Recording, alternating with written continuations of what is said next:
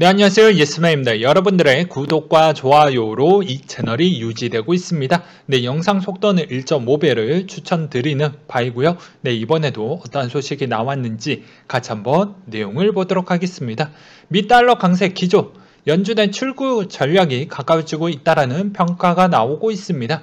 미국 달러 강세는 연준의 출구 전략 움직임의 강화를 반영했으며 기존에는 내년 초 테이퍼링 전방이 우세했지만 연이은 6월 7월 고용지표 개선은 아마 더 빠르게 변할 것 같다라는 내용도 나오고 있습니다.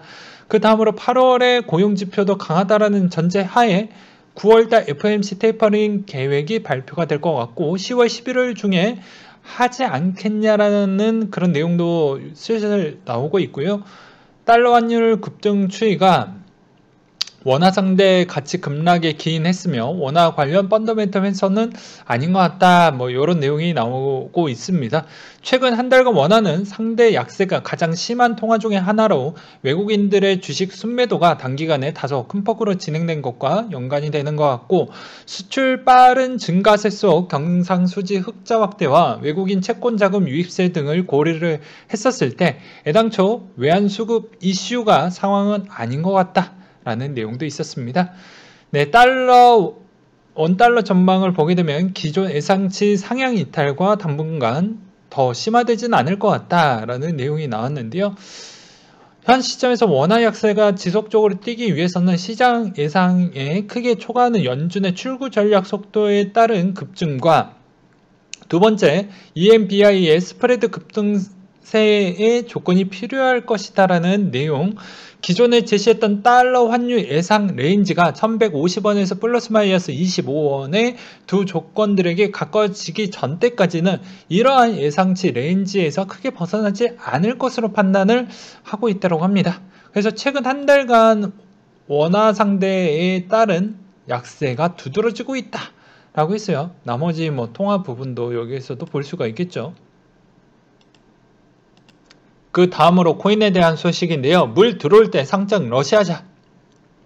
코인 거래소 4곳이 이번 2020년 1월부터 21년 8월 10일까지 상장 현황을 전수조사를 했다라고 하는데요. 업비트 255개, 빗썸 249개, 코인원 198개, 코빗 47개 순으로 만했다라고 합니다. 그리고 나홀로 상장 코인 22개가 상장 폐지 때 투자자 피해가 컸다라고 되어져 있는데요. 주로 4개 거래소에서 상장된 코인 340개 중에 나홀로 상장된 코인은 22개였다고 합니다. 그게 피해를 좀 많이 줬다라고 하네요. 그 다음으로 자금 세탁 코인 감별기 범죄 역이용 가능성이 있다. 특정 비트코인 다크 웹 내부 유통 여부를 확인하는 웹사이트 개발 도구 안티널시스 서비스가 중단됐다고 하네요. 그 다음으로 파월의 연준 의장이 디지털 화폐 점점 중요해지고 있다 라는 이야기를 하고 있는데요. 디지털 화폐 부분을 미국도 이제 서서히 이렇게 좀 친숙하게 다루려고 하는 것 같습니다. 그 다음으로 로빈 후드가 소액주주가 가장 궁금한 탑1은 암호화폐 원래 출시 일정이다 라는 내용이 또 보여지고요.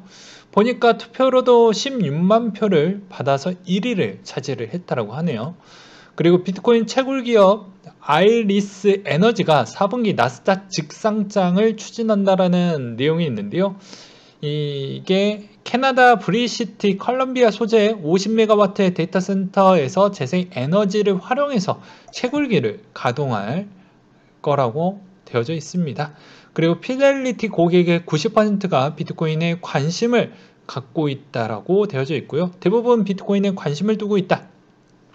팬데믹에 투자자가 암호화폐 시장에 참여하는 가장 큰 동기로 지목이 되며 피델리티 디지털 에셋 관계자는 통화가치가 절하되고 돈을 찍어내는 환경 속에 비트코인의 발행량이 2100만 개 한정이 되어져 있다는 것에 매력도가 많이 있다. 뭐 이렇게 또 설명이 되어져 있는 부분을 볼 수가 있게 되겠고요. 포브스가 암호화폐 미국 국가 보안의 위협이 안 된다. 국가 전략 자산으로 좀 봐야 되지 않겠냐. 그동안 새로운 기술과 비즈니스 방식에 회피하는 것은 결코 긍정적인 결과를 낳지 못했다. 암호화폐도 마찬가지라고 지적을 했다라고 하는데요.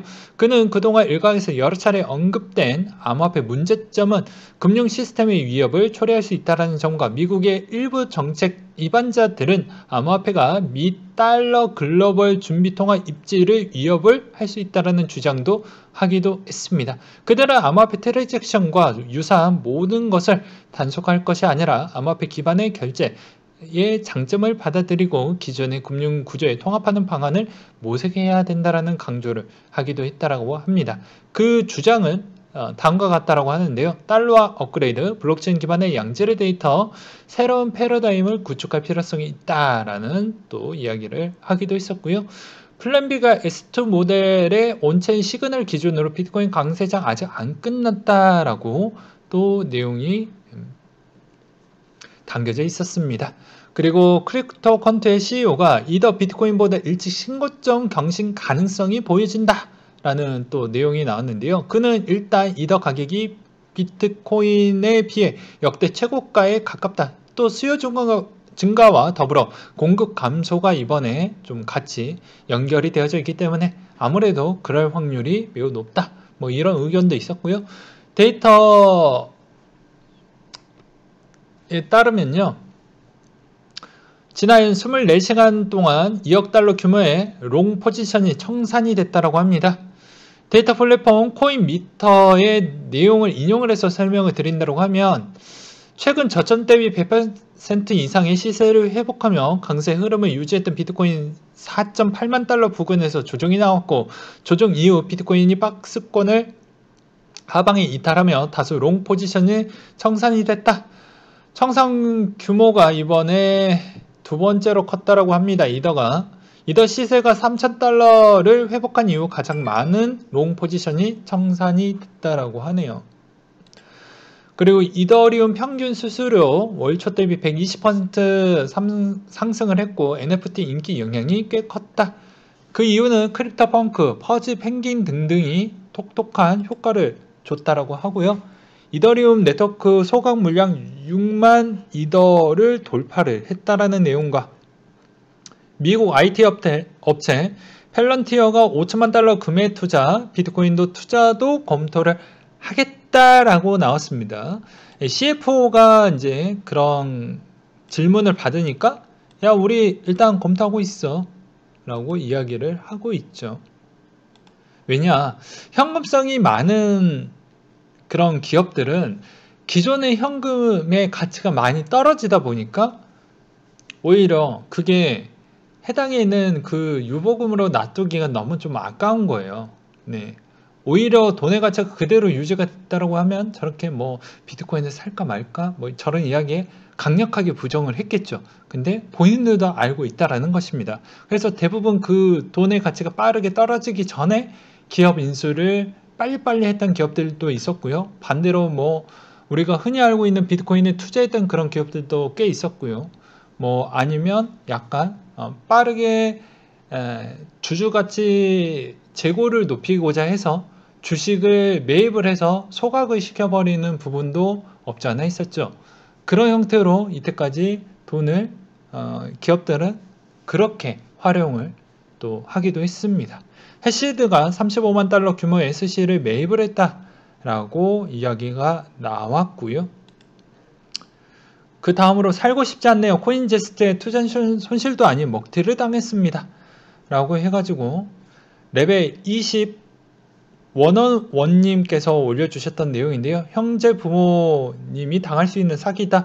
경각심을 가지고 피해를 널리 알려보도록 하겠습니다. 상장사 한빛소프트가 공로 설립한 거래소가 먹튀할 것이라고 예상하지 못한 분들이 많다. 코인러들이 서로 놀리고 조롱할 때도 있지만 먹튀 사기꾼 새끼들을 봤을 때 뭉쳐주셨으면 좋겠습니다.